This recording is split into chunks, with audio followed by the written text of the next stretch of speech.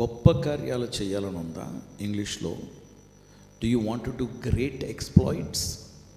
దీనికి ఒక రహస్యం బైబిల్లో ఉంది. మనం అనుకుంటాం గొప్ప గొప్ప కార్యాలు చేయాలని, కానీ చేయలేకపోతున్నాం. గొప్ప కార్యాలు చేసి ఇతరులకు చూపించడం కొరక, లేదా గొప్ప కార్యాలు చేసి మీరు అనుభవించాలనా? అంటే ఆ గొప్ప కార్యాలను బట్టి మేలు మీరు పొందుకోవాలనా? ఏదైనప్పటికీ ఒకప్పుడు నేను స్టేట్ బ్యాంక్ ఆఫ్ ఇండియాలో ఒక ఆఫీసర్గా జాయిన్ అయినప్పుడు దేవుని కొరకు గొప్ప కార్యాలు చేయాలన్నటువంటి ఆలోచన ఎప్పుడూ లేదు నాకు. బ్యాంక్లో నేను పనిచేస్తున్నప్పుడు, నేను జాయిన్ అయినప్పుడు one of the youngest in my batch, అంటే ఒక 30-40 మంది జాయిన్ అయ్యాం. అందులో ఇంచుమించు అందరికన్నా చిన్న వయసు నాది. అంతేకాదు ర్యాంక్లో నంబర్ 7 ర్యాంక్ నాది ఆల్ ఇండియా బేసిస్లో.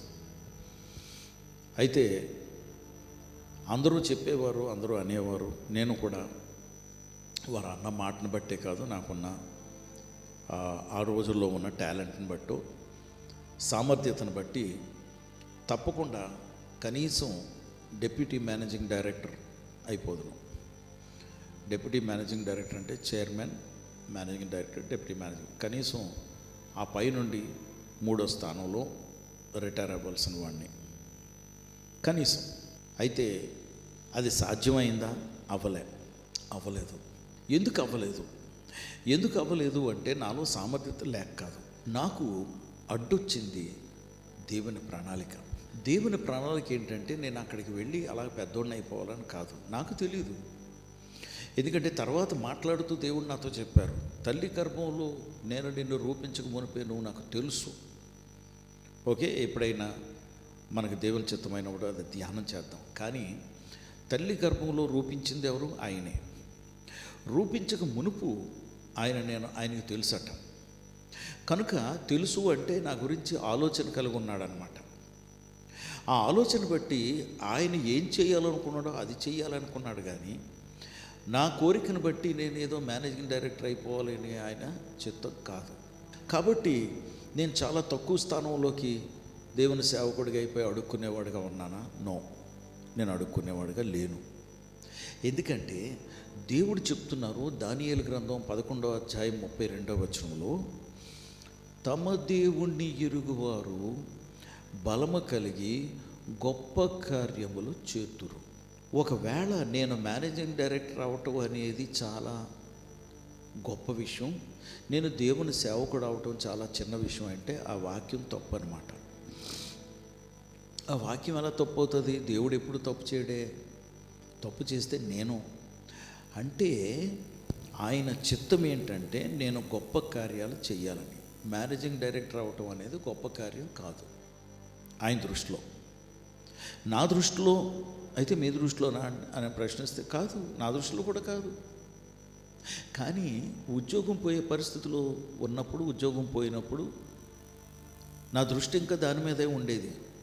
అందుకే ఏంటి ఇలాగైపోయిందని బాధపడేవాడిని. కానీ ఇప్పుడు నేను చెప్పగలను, దేవుని సేవకుడిగా నేను ఉండటం అనేది ఎంత గొప్ప ధన్యత, ఎంత గొప్ప భాగ్యము, మాటల్లో వివరించలేము. ధనంతో కొనుక్కోగలవా ఈ స్థితి? ఏ రిజర్వేషన్ ఉంటే వస్తుందా ఈ స్థితి? ఏ గొప్ప కుటుంబంలో పుడితే వస్తుందా? ఏ గొప్ప గొప్ప దైవ సేవకుల కుటుంబంలో పుడితే వస్తుందా?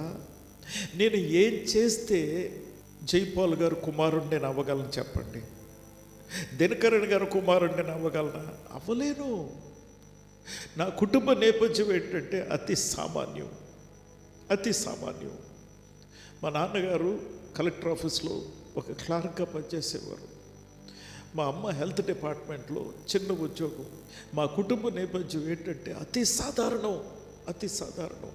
నన్ను మేనేజింగ్ డైరెక్టర్ అవ్వకుండా ఏదో ఉద్యోగం చేసుకుంటూ ఉన్నప్పుడు రాణిస్తున్నారని వ్యతిరేక శక్తులు బాణాలేసి నన్ను షూట్ చేశారు. కేసుల్లో ఇరికించేశారు. కుప్పకూలిపోయాను. కోర్టులో నన్ను నిర్ణయించారు, సిబిఐ కోర్టులో నిర్ణయించారు నేను అమాయకుడిని. అంటే నా మీద నేరాలన్నీ అబద్ధపు నేరాలు. పోలీస్ స్టేషన్లో అన్నారు నేను ఎవరినో చంపానన్నారు.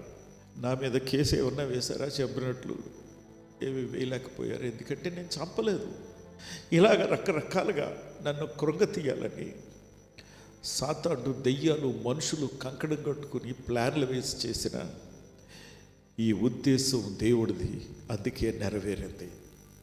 ఈ గొప్ప ధన్యత, గొప్ప భాగ్యం దేవుడిచ్చారు. ఏమంటున్నారు? తమ దేవుణ్ణి ఎరుగువారు. నా దేవుడిని నేను ఎరిగి ఉన్నాను. నువ్వు చెప్పగలవా మాట? Do you know your god? అంటే నేను అడుగుతున్నది, నీ దేవుడు నీకు తెలుసా కాదు. No no no no no దేవుడి గురించి తెలుసా కాదు. నో, దేవుడి గురించి తెలియటం అంటే ఇన్ఫర్మేషన్. బైబిల్ చదివితే నీకు ఇన్ఫర్మేషన్ ఉంటుంది, లేదా ఎవరన్నా చెప్తే నువ్వు వినొచ్చు. కానీ నీ దేవుడు నీకు తెలుసా? తెలుసండి, యేసు క్రైస్తవులకి దేవుడు. No no no no that is just an introduction. అది నీకు పరిచయం మాత్రమే. నీ దేవుడు నీకు తెలియటం అంటే ఆయన ఏం చేస్తాడు, ఆయన దగ్గర ఏముంది, ఆయన ఎలా ఉంటాడు, ఆయన ఏ పరిస్థితిలో ఏమంటాడు, ఆయన ఏం చేయగలిగిన వాడు, ఆయన ఏమై ఉన్నాడు, మొత్తం అంతా నీకు తెలుసా? Do you know your God? I know my God. గుండెల మీద చెయ్యేసుకుని నేను చెప్తున్నాను, ఐ నో మై గాడ్. ఎందుకంటే ఆయనతో నాకు పరిచయం అయిన తర్వాత ఆ పరిచయంతో ఆగకుండా రోజుకి 5 నిమిషాలు ప్రార్థన కాక ఆయనతో నేను గడపకుండా నేను ఉండలేను. రాత్రుల్లో పగలు నిద్ర లేకుండా ఆయన సన్నిధిలో ఆయనతో గడపాలని. సో దట్ ఇంటిమెస్సీ అంటారు ఇంగ్లీష్లో, అంటే ఆయనతో కలిసి జీవించటం. భార్య భర్తతో, భర్త భార్యతో ఎలాగైతే ఇంటిమేట్గా ఒకరై ఉండగలరో అలాగా. నన్ను క్షమించండి, కొంచెం పచ్చి ఉదాహరణ ఒకటి చెప్తాను. నువ్వు పెళ్లి చేసుకున్నప్పటికీ నీ కళ్ళు ఎప్పుడు ఇంకొకటి మీద ఉంటాయి. ఆడితో ఎప్పుడు గడుపుదామా, ఎప్పుడు వెళ్ళిపోదామా అని వ్యభిచారపు ఆలోచనలు, తలంపులు, ఉద్దేశాలు, ప్రవర్తన, అంతేకాదు క్రియలు కూడా. కానీ ఎవరు ఏ ఎర్ర చూపించినా నేను ఆగలేదు, నేను పడిపోలేదు. ఎందుకంటే ఐ నో మై గాడ్. నా దేవుడు నాకు తెలుసు, నన్ను విడవడు, ఎడబాయడని చెప్పాడు. ఆయన ప్రణాళికలు నా పట్ల నెరవేరుతాయి. నేను పెద్ద బెన్నిహీను, డాక్టర్ దినకరన్ గారు లాంటి పెద్ద సేవకుడిని అవ్వకపోవచ్చు, కానీ ఆయన ప్రణాళిక చెప్పిన నేను ఏమై ఉండాలో ఆయనకు తెలుసు, నాకు తెలుసు. అందుకే ఆయనను నేను ఎరుగుదును. I know him. ఆయన అంటున్నాడు, nobody can అవార్ట్ me from my purposes. అంటే నీ ప్రణాళికల నుండి నిన్నెవరూ తప్పించలేరయ్యా. Nobody can అవార్ట్ you from your purposes. యోబు గ్రంథం 42వ అధ్యాయం 1-2 వచనాలు. So if I know my God, ఆయన బలము నేను పొందుకున్నానా లేదా? ఖచ్చితంగా పొందుకున్నాను. ఎందుకంటే ఆయన చిత్తమును బట్టి ఎవరిని మరణంలోంచి లేపమంటే లేపగలిగిన దేవుడు ఉన్నాడు కనుక, ఆ బలం నాకు ఉంది కనుక నేను లేపగలిగిన వాడిని. నా పరిచయలో దాదాపు ఒక 6-7 మరణకరమైనటువంటి పరిస్థితుల నుండి దేవుడు లేపేశారు. నా పరిచయలో ఒక అబ్బాయి సూసైడ్ కమిట్ చేసేసుకున్నాడు, చనిపోయాడు. 108 వ్యాన్ అని ఆ van తీసుకెళ్ళలేదు. They refuse to take him because he already died. ఆ తల్లిదండ్రులు హాస్పిటల్ తీసుకెళ్లారు, తర్వాత మార్చరీకి తీసుకెళ్ళిపోవాలని. కానీ దేవుడు నాతో చెప్తే నేను వెళ్ళి ఈ 2 వేళ్ళతో అతను కాలు వేళ్ళే పట్టుకుని డాక్టర్లు రివైవ్ చేయడానికి చూస్తున్నారు. కాలు వేళ్ళు పట్టుకుని ఆజ్ఞాపించాను, వెళ్ళిపోయినటువంటి ఆత్మ తిరిగి రమ్మనమని. 3 రోజులు పట్టింది, లేచి కూర్చున్నాడు. ఇప్పుడు బ్రతికాడు, బట్ట కడుతున్నాడు. దేవుని బిడ్డ, ఒక ఆయన తండ్రి ఐసీయూలో ఉన్నాడు, చనిపోయే పరిస్థితులు అయిపోయింది, తీసుకెళ్ళిపోమని చెప్పేశారు డాక్టర్లు. ఎలా తీసుకెళ్ళిపోతాం సార్, పరిస్థితులు బాగోలేదు కదా, ప్రాణం పోనండి అప్పుడు తీసుకెళ్తామన్నారు.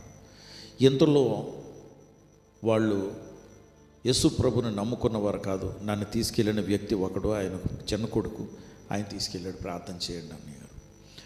సవాల్ చేసి చెప్తున్నాను.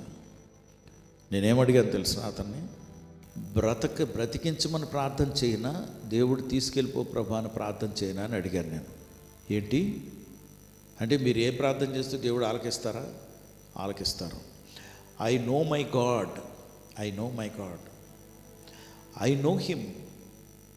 నా దేవుడిని నేను ఎరుగుదని, నేను బలం పొందుకుని I will do great exploits, గొప్ప కార్యాలు చేతును. అందుకే అదేంటి అన్నయ్య గారు, ఎవరైనా చనిపోమని తీసుకెళ్ళిపోండి అని ప్రార్థన చేస్తారేంటండి, మీరు బ్రతికించమని ప్రార్థన చేయండి అన్న. అలాగే అన్నాను. ఐసీయూలోకి వెళ్ళాను, తల మీద చేయి పెట్టాను, ఎడం చేయి పెట్టాను. ఎందుకంటే నాకున్న ఆ సందు నేను ఇలా తిరిగి చేయి వేయలేను. అందుకే ఎడం చెయ్యి ఫోర్ హెడ్ మీద వేశాను. వేసి ప్రార్థన చేశాను, ఆజ్ఞాపించాను, ప్రభా బ్రతికించండి, మీరు బ్రతికించగలిగిన వారని చిన్న ప్రార్థన చేసి వచ్చేస్తుంటే ఈ చేతికి అతని తల అంటుకుపోయి పైకి లేచిపోయాడు. లేచిపోతున్నాడు, చేతికి వచ్చేస్తున్నాడు. ఈ ట్యూబులు ఇవన్నీ ఉన్నాయి. ఇటు అటు చూశాను, ఎందుకంటే నేనేంటి పేషెంట్ పైకి లేపేస్తున్నాను అనుకుంటారేమోనని మళ్ళా ఈ చేతితోని తలను పట్టుకుని మళ్ళీ అలా పడుకోబెట్టాను. పడుకోబెట్టి ప్రభా ఇదేంటి చెయ్యి అంటుకుపోయింది, వచ్చేస్తుందా అని భయంతో నెమ్మదిగా చెయ్యి తీస్తే వచ్చిందండి. ఈ చెయ్యి తీస్తే ఈ చెయ్యి వచ్చింది అమ్మయ్య అనుకుంటూ బయటకు వచ్చాను. బయటకు వచ్చి డిక్లేర్ చేశాను, దేవుడు లేపుతున్నాడు అని చెప్పాను. 7 సంవత్సరాలు బ్రతికాడండి. తర్వాత 7 సంవత్సరాలు ముసలాయన, పెద్ద ఆయన, తర్వాత చనిపోయాడు. ఎందుకు చెప్తున్నానంటే ఏంటట, తమ దేవుణ్ణి ఎరుగువారు బలం పొందుకుని ఏం పొందుకుంటారు? బలం పొందుకుని గొప్ప కార్యాలు చేసేదరు. They who know there God will do great exploits. గొప్ప కార్యాలు చేస్తారు. దేవుని బిడ్డలారా, నేను అతి బలహీనుడిని, ఉద్యోగం పోయిన వాడిని, నా పరిచర్య చాలా చిన్నది, ఒక 150 మంది కూడా ఉండరు. గత 30 సంవత్సరాలు బట్టి సేవ చేస్తున్నవాడిని.